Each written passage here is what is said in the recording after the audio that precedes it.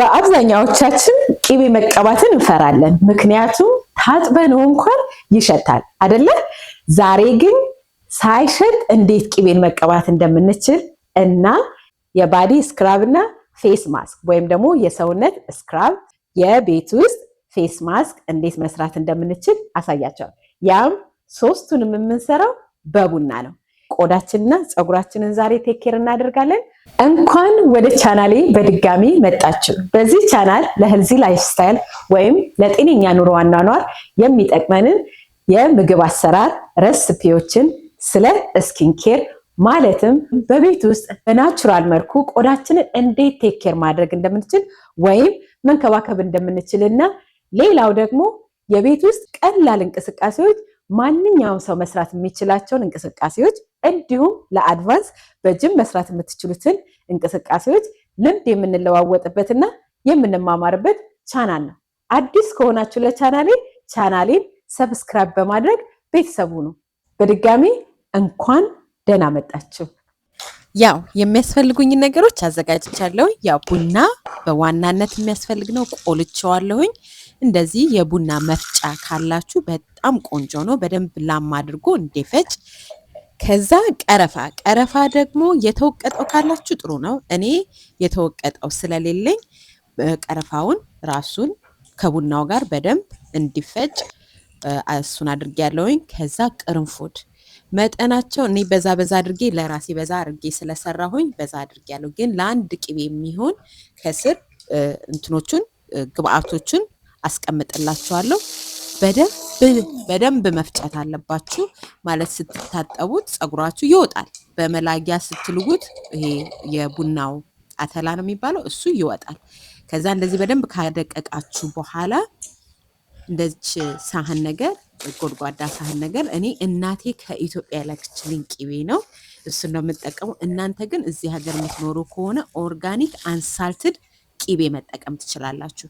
ከዛ ምን እናደርጋለን? ትንሽ ሶፍት እናደርገዋለን። ያንን ለማድረግ እሳት ላይ ራሱን አናስቀምጠው፣ ውሃ ድስት ላይ እናደርግና ከዛ ከነጎድጓዳው ሳህን ቅቤው በእንፋሎት ትንሽ ለስለስ እንዲል፣ ምክንያቱም ከቡናው ጋር በደንብ ብሌንድ ስለምናደርገው ውሃው አይፈላም፣ ትንሽ ሞቅ ነው የሚለው።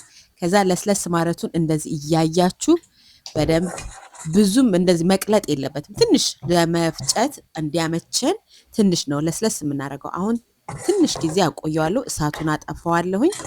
ከዛ እወስደውና የፈጨሁትን ቡና ቅርንፉድ እዩት፣ እንደዚህ ቴክስቸሩ ሲሆን በጣምም ውሃ መሆን የለበትም። ቡናውን የፈጨሁትን ማለትም ቅርንፉድና ቀረፋ ያለውን ቡና ውስጡ አደርጋለሁኝ። እኔ 2-3 ማንኪያ ነው ያደረኩት።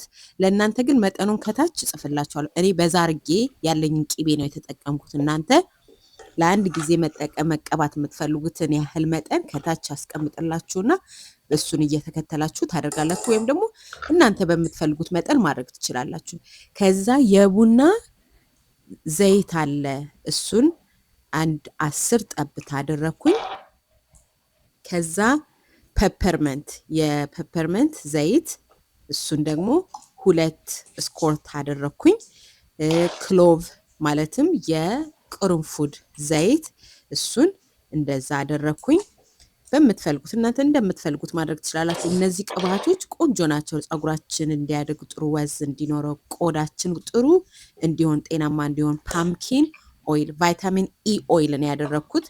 ከዛ ፓምኪን ኦይል፣ ይሄ ደግሞ ሆሆባ ኦይል። እኔ ሜጀር አላደረኩም ብዙ፣ ለእናንተ ግን ከታች ሜጀርመንቱን አስቀምጥላችኋለሁ።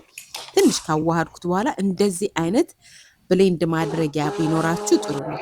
ከዛ ቀስ እያላችሁ ከስር ትጀምሩና በደንብ ከቡናው ጋር ከቅባቶቹን ታቀላቅሉታላችሁ። ቅቤውንና እነዚህ የጨመርናቸው ዘይቶች ሽታም ጥሩ ያደርጋሉ። በዛ ላይ ደግሞ ብዙ ጥቅም አላቸው። ከታች ለፀጉር የሚሰጡትን ጥቅም አስቀምጥላችኋለሁኝ። ከዛ በደንብ ከቀላቀልን በኋላ እንደዚህ ሶፍት ሲሆን እንደዚህ ቆንጆ ብልቃጥ ነገር የላስቲክም ሆነ የብርጭቆ ቢኖራችሁ ጥሩ ነው። ይሄ የኔ ብርጭቆ ነው። ታደርጋላችሁ ማለት በጣም ሶፍት ነው። እዩት፣ በጣም ክሪሚ። ሽታውን ልነግራችሁ አልችልም። እኔ ቢዩ ነው ሁሉ ያለኝ። የሚያስብለኝ። በጣም ደስ የሚል ከለር አለው። እዩት እንዴት እንደሚያምር። በጣም ክሪሚስ ቴክስቸር ነው የሚሆነው። ውሃም በደንብ አላቀለጥነውም። በደንብ ስሙዝ እንዲሆንልን ነው። የተረፈኝ ደግሞ ከበፊት የተረፈችኝ ይቺ ነበረች። ከዛ የተረፈኝን እዛ ላይ አደረኩ። መጀመሪያ ይሄንን እጠቀማለሁ ስጠቀም። አሁን ግን እቃ ሌላ ላለማነካካት የድሮ እቃው ላይ አደረኩት። የድሮ እንደዚህ አያችሁ ትንሽ ጠቆር ያለ ነው፣ ምክንያቱም ስለረጋ ማለት ነው ቅቤው። እና ከለሩን ላሳያችሁ ነው። ጠቆር ይላል ቡና ረጋ ስላለ። ሽታውን ልነግራችሁ አልችልም። ምንም ቅቤ ቅቤ አይሸትም። የሚሸተው ቅርንፉድና ቀረፋ እና ዘይት ያስገባነው ዘይት፣ የፔፐርመንት ዘይት፣ እሱን የሚሸተው ምንም ቅቤ አይሸትም። ኦ ማይ ጋድ። አሁን ፍሪጅ ውስጥ እናስቀምጠዋለን።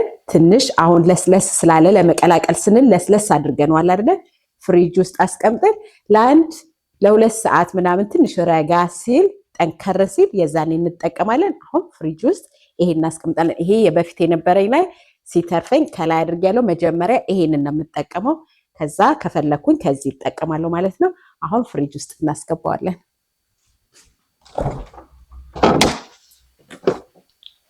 አሁን ለፊትና ለገላ የሚሆነንን ቡና እንፈጫለን።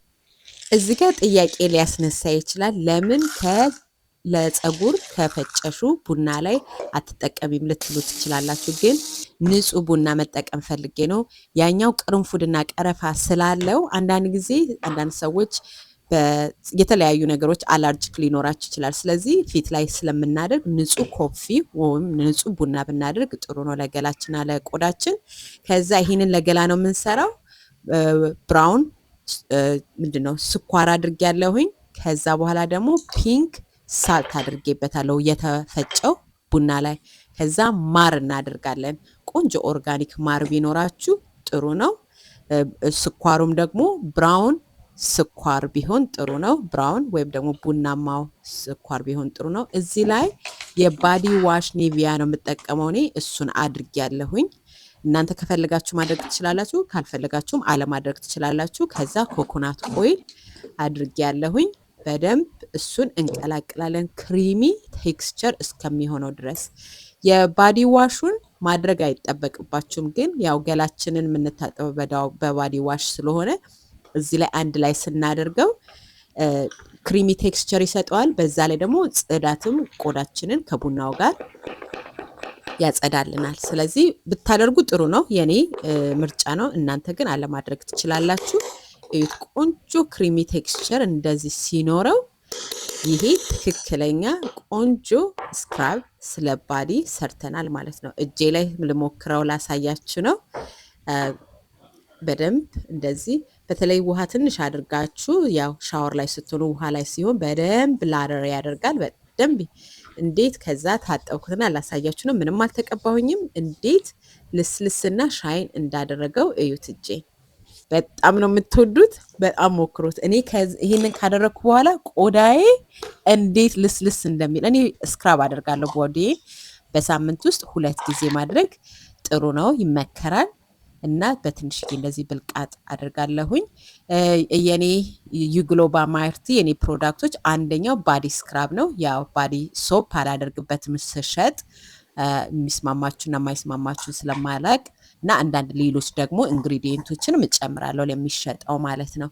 እና ይሄ ቆንጆ ፍሪጅ ውስጥ ማስቀመጥ አይጠበቅባችሁም። ይሄንን ያው ባድሩም ውስጥ ማስቀመጥ ትችላላችሁ። ለፊት ለምንሰራው አሁን ደግሞ በደንብ መፍጨት አለብን። ድጋሚ ሲፈጨው አይታችኋል። እና በደንብ እንትኑ ቴክስቸሩ ድቅቅ ማለት አለበት። እንደዛም ሆኖ ደግሞ በወንፊት ራሱ ነፍቸዋለሁኝ። በጣም የፊታችን ቆዳ ሴንሲቲቭ ስለሆነ በጣም አድቅቀን ፈሽተን ከእንደገና ደግሞ በወንፊት ፈሽተኑ በጣም ልስልስ ካለ በኋላ ለምን ቆዳችንን ስክራብ ስለምናደርገው ማስኩን ከሰራን በኋላ ልክ ስንታጠበው በዛ ስለምናሸው የፊታችን ቆዳ ላይ ራፍ እንዳይሆንብን ለስለስ እንዲል በጣም ደቀቅ ያለ ፋይን የሆነ የቡና ዱቄት ነው የምንጠቀመው። እዚህ ላይ ሃኒ እናደርጋለን ልክ የገላ ላይ እንዳደረግ ነው። ከዛ ኮኮናት አንጠቀምም። አንዳንድ ጊዜ ኮኮናት ኦይል የማይስማማቸው ሰዎች ይኖራሉ። እና ዮገርት ጥሩ ነው ለላክቲክ አሲድ ስላለው ፊታችን ላይ ቁስል ካለ ጥቁረት ካለ ሂል ያደርግልናል እና ቆዳችን ደግሞ በደንብ ከሃኒው ጋር ሆኖ ሞስች ያደርግልናል።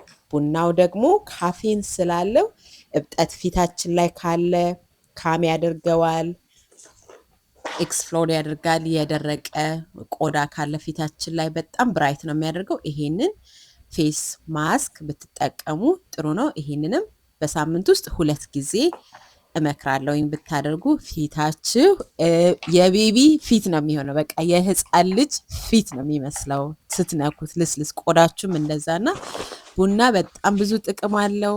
ፀጉራችን እንዳይሰባበር ይረዳል። ፀጉራችን ላይ ጥሩ ወዝ ይሰጣል።